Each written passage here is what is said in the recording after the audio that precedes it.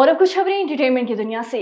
पंजाबी फिल्मों के सुल्तान लेजेंडरी अदाकार सुल्तान राई को मदाहों से बिछे 29 बरस बीत गए। सुल्तान राई और मुस्तफा कुरैशी की जोड़ी पाकिस्तानी फिल्मी दुनिया की मकबूल तरीन जोड़ी बनी। उनकी फिल्म मोला जट ने बॉक्स ऑफिस पर कामयाबी के रिकॉर्ड कायम कर दिए। सुल्तान राई पहले पाकिस्तानी फनकार थे जिनका नाम Guinness book of world record में मौजूद है। सुल्तान राई की मकबूल तरीन फिल्मी हीरोइंस में आसिया, अंजुमन, सायमा, गोरी, नीली और बाबरा शरीफ काबिल जिक्र हैं। और गोल्डन ग्लोब अवार्ड 2025 की मेजबानी के लिए हॉलीवुड के बड़े नाम सामने आ गए। नुमाया नामों में वेन डीजल, ड्वेन जॉनसन और मिशेल यो शामिल हैं। एंड्रयू गारफील्ड, गोलन फेरल और दीगर के नाम भी शामिल हैं। तकरीब में खातून कॉमेडियन निकी ग्लेसर तनहा मेजबानी के फराइज सर अंजाम देंगी।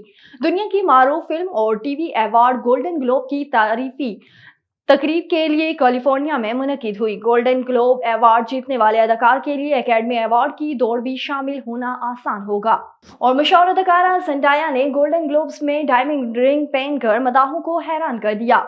ज़ेंडाया और टॉम हॉलैंड, जिन्होंने स्पाइडरमैन फिल्म सीरीज में पीटर पार्कर और एमजे का किरदार अदा किया, अब हकीकी जिंदगी में भी हमेशा के लिए एक हो गए।